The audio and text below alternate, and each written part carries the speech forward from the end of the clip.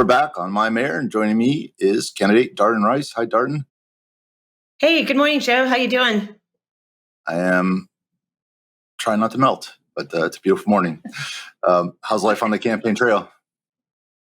Oh, it's great. Today we are announcing the endorsement of my former city council colleague, Jim Kennedy, and also another hero of mine, a former city council member, Virginia Luttrell, who represented my district as well.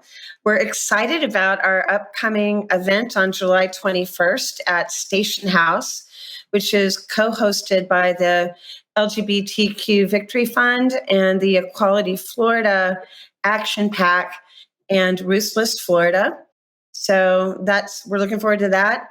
And just a little reminder for your listeners that vote by mail ballots are going out a week from when we record this. So the election's here. The ballots will be sitting on kitchen tables, and viewers can check their vote by mail registration status at votepinellas.com. That's great. Thank you for that important information. Sounds like a lot is going on. So when voters are trying to decide who the right candidate is for them, there's a lot of different dimensions to consider. And so today's topic is we're looking at distilling down the job of mayor as much as possible into sort of three different items. And so what do you see if we were to distill the job of mayor down to three items? Let's look at what you think those three are, starting with number one. Well, let me get into a little bit of leadership and management philosophy. From what I have seen, and I've been a close observer of leaders and leadership for over 20 years now, a mayor needs to understand what our citizens want and then do what it takes to make things happen. And to do that requires the ability to pick great people to work around you and get out of their way, and the ability to get in the weeds when you need to, but without sight of losing the big picture. And finally, a good mayor has the ability to shift gears and be flexible, which is necessary as you collaborate with city council, the county, and everyone else that we partner with. You have to be flexible. So I think those are some important things that the next mayor needs, and it reflects my philosophy and what I would do. And when you talk about understanding what your constituency wants, do you feel that's gotten tougher in that there seems, there's a layer, we'll call it the social media layer, that can be pretty, commanding of attention and commanding of sort of the noise space. And then there's a large contingent of people who maybe don't do that. And do you feel like it's more of a challenge to get to them and hear them in today's social media climate? Social media, it's kind of a curse and a blessing. Information spreads at the speed of light. Disinformation spreads at the speed of light also. So I think what's really most important is that people trust their leaders and trust City Hall. And a lot of people, I think, realize that you're not always going to get your way. But if you know that the process is fair, you'll accept an outcome, even if it wasn't what you really wanted. What I've seen over the decades is a chipping away at the trust in government. And I think that as we're entering a new period where we're going to have to lead people through a lot more change, and change management, that requires a special type of leadership. It requires adaptive leadership.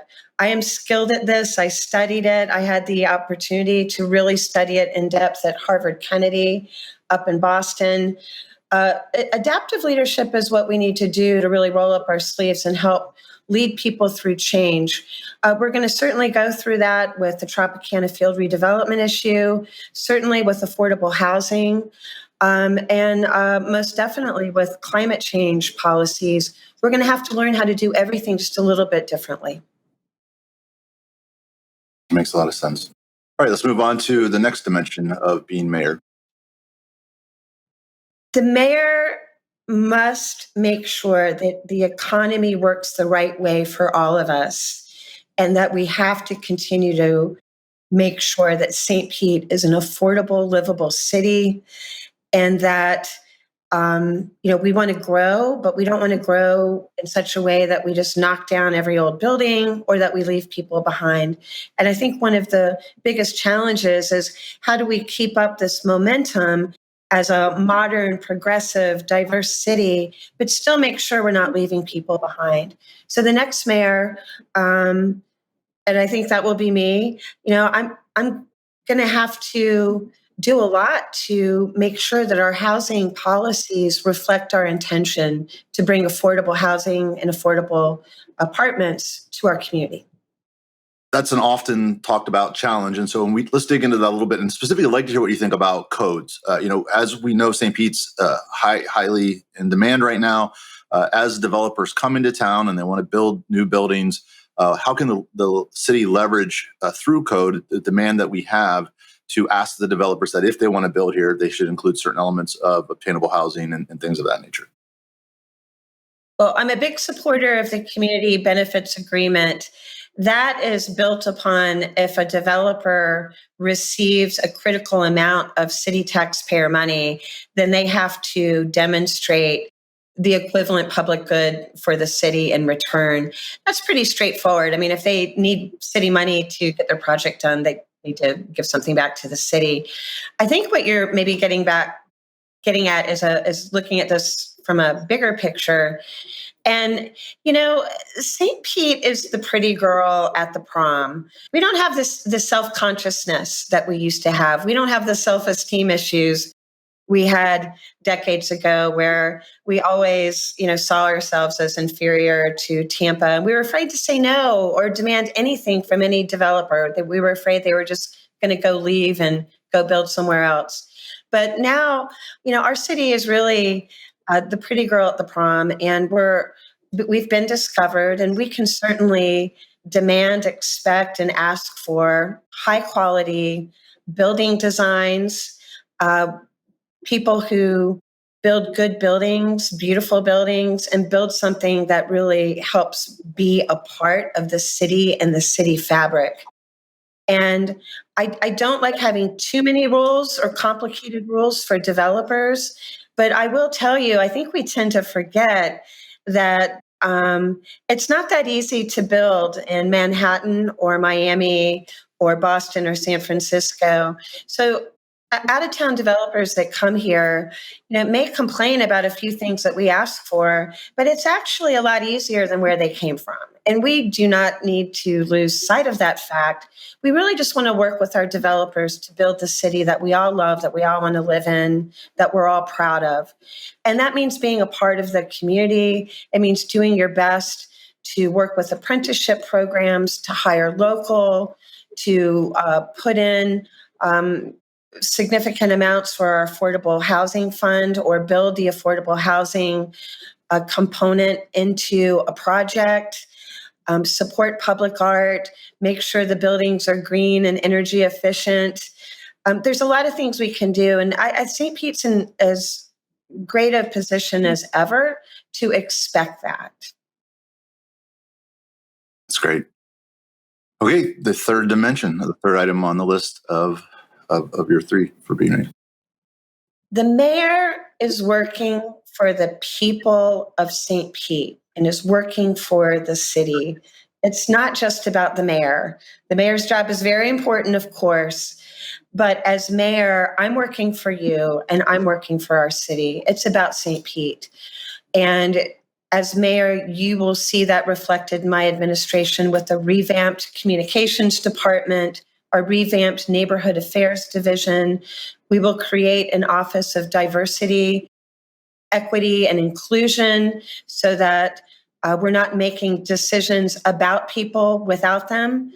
And I think that just putting people first and how our city government respects and listens and reaches out to people is so important. And we need more of that back. And as our next mayor, that's at the top of my list. So when you talk about building out all these different elements of the city, they all are relationship builders between the government and the people. And a lot of that relationship is set by the tone of the city. And And obviously, we've talked several times about how on the channels that be out there now, channels that are out there now.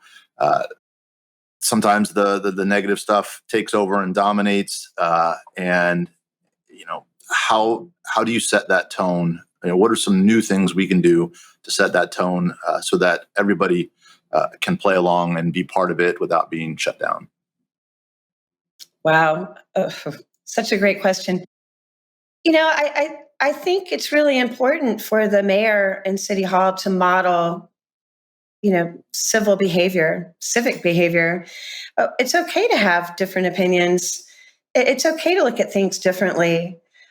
We don't have to attack each other about it. I think we forget that good manners isn't just about, trying not to offend people or trying just to get liked. It's about creating an atmosphere where, in a plurality, we can express different experiences and ideas and opinions in a way that people are listened to. And it's okay to disagree. It's okay to disagree without a big fight. I think it's so important. Partisanship really doesn't help us out on the local level at all. It's understandable, certainly, how it creeps into campaigning. But when it comes to governing and running the city, it's less helpful. St. Pete is a blue city in a red state. We need to have good relationships with everyone, especially a Republican-controlled legislature, a Republican governor. We're going to need their help. We need their help now with this red tide crisis and being inundated with these dead sea life. We need help from other people to help get through this. So I think it's really important that we respect people. And sure. I mean, you got to stand up when something's flat out wrong. And I do that whenever it's necessary and all the time. There's some really bad ideas that come out of Tallahassee that impact our quality of life and our way of life and our democracy in St. Pete. But I think St. Pete has a real special vibe where, there's a lot of us that have great new ideas that want to work together and look at doing things differently. And I think part of the vibe of our city is that we do have a great diversity. And I love sometimes seeing, someone with purple hair walking down the street and walking up right next to some, buttoned up businessman carrying a briefcase. I think that's St. Pete, and I'm here for it. I think we can contain all of it and be a home for everyone. And as mayor, I respect that vibe, and I really want to kind of feast on it because I think it's what makes our city so special. And, divisiveness and fighting is what really, erodes that ability for us to get things done and to be problem solvers and to be creative. I won't disagree with that. Darden Rice, thanks for joining us on My Mayor. It's always a pleasure, and we'll see you again in a couple of weeks. All right, you got it. Thanks, Joe. Bye-bye.